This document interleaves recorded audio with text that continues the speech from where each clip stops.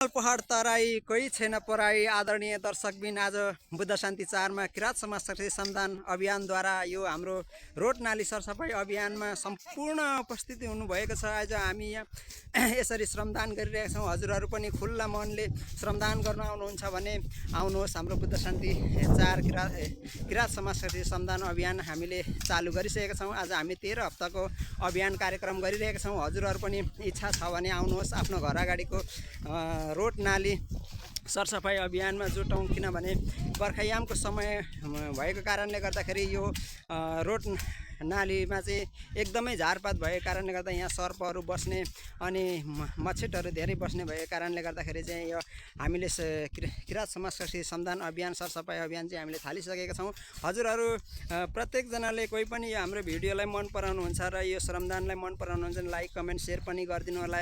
देशव्यापी रूपमा चाहिँ अहिले श्रमदान भइरहेको छ। सम्पूर्ण आदरणीय दर्शक बिनहरु समक्ष यो भिडियो पुगोस् र तपाईहरुले पनि यो भिडियो देख्नु बित्तिकै लाइक कमेन्ट शेयर बनाइदिनुहोस्। किनभने आफ्नो गाउँ आफ्नो ठाउँ आफै बनाऊ भन्ने हाम्रो यो अभियानले चाहिँ श्रमदान गरिरहेका छौँ।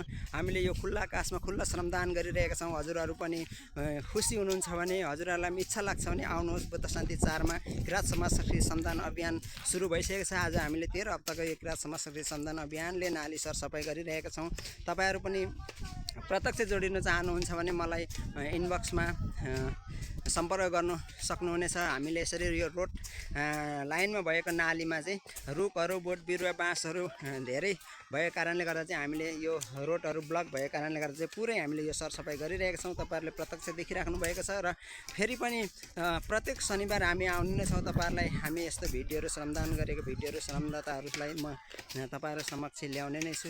तपाईहरुले सबैले लाइक कमेन्ट शेयर गरिदिनु होला। हस्त, धन्यवाद। जय श्रमदान।